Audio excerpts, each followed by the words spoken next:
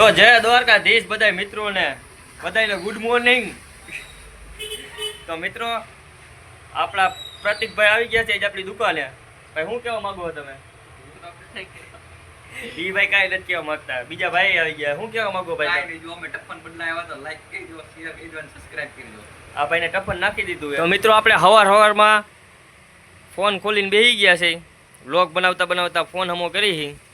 જો બેટરી ને બધું અલગ અલગ કરી નાખ્યું છે ને એક ફોન અહીંયા પડ્યો છે, પેલા આનો વારો પછી એનો વારો, આમાં ટફન નાખ્યું।